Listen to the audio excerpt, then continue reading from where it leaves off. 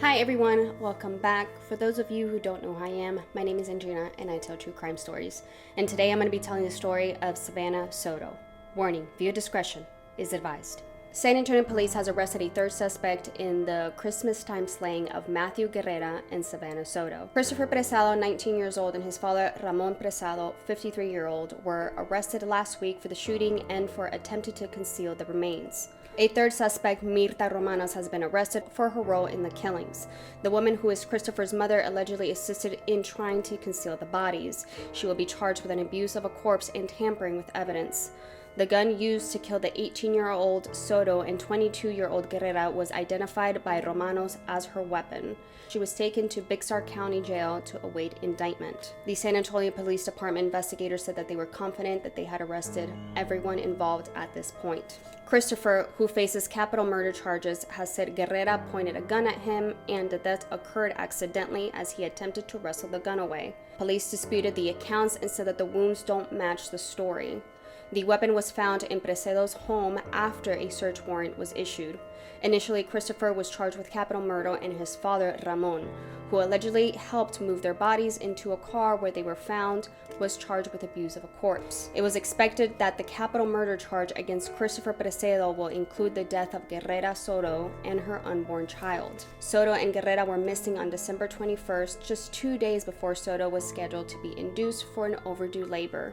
Soto's mother filed a missing persons report with the police. The remains were discovered in Guerrera's Kia Optima the day after Christmas, parked in an apartment complex located miles from their home.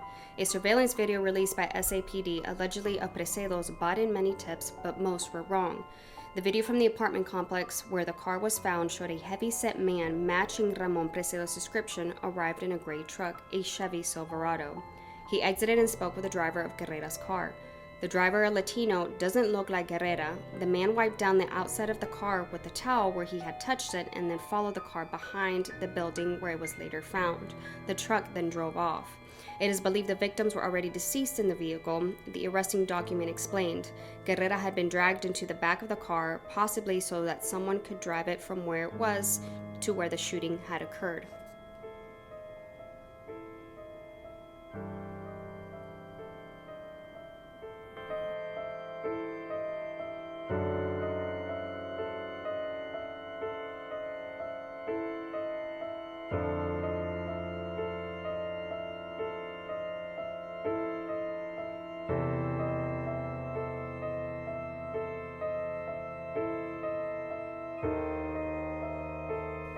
Guerra was a drug dealer, according to police, and often posted images of drug and money on his Instagram page.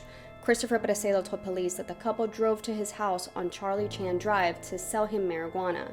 He said Guerra pointed a gun at him, and after the struggle, Presado inadvertently killed Soto. He then shot Guerra. Investigators said they don't believe the story, and they arrested him for intentionally killing both Soto and Guerra. In a statement, Bixar County District Attorney commended the SAPD for working diligently and effectively to investigate these murders and make arrests. He explained that according to Texas law, a person can be charged with capital murder when it is more than one victim in a murder and there is evidence to believe the defendant caused the death of the individuals.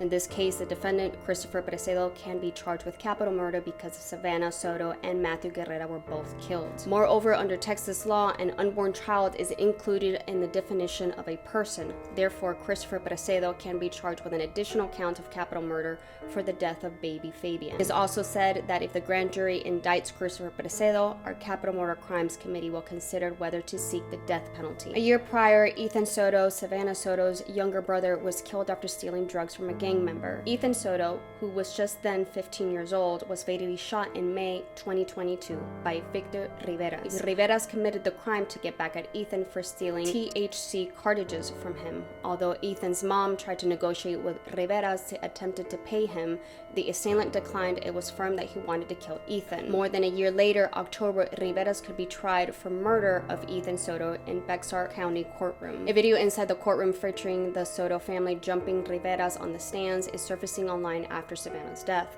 Although Rivera's is already in prison, there are some who speculate that Savannah's demise is connected to the courtroom scuffle a few months back. But another twisted theory is, for those who have been following the story, connects the murder to Savannah's boyfriend, Matthew Guerra. Matthew Guerra is reportedly still on probation. About the same time last year, Matthew admitted to abusing his girlfriend, Savannah Soto, which ended up with her being hospitalized. Court records show that Guerra had been on probation since June 2023 after assaulting Soto on Christmas Day in 2022. On the top of the assault charges, Guerra had a few more brushes with law, which includes unlawful carry of a weapon, evading arrest in a vehicle, and reckless driving. However, Guerra's family was pleading to the public eye that Matthew had nothing to do with Soto's death.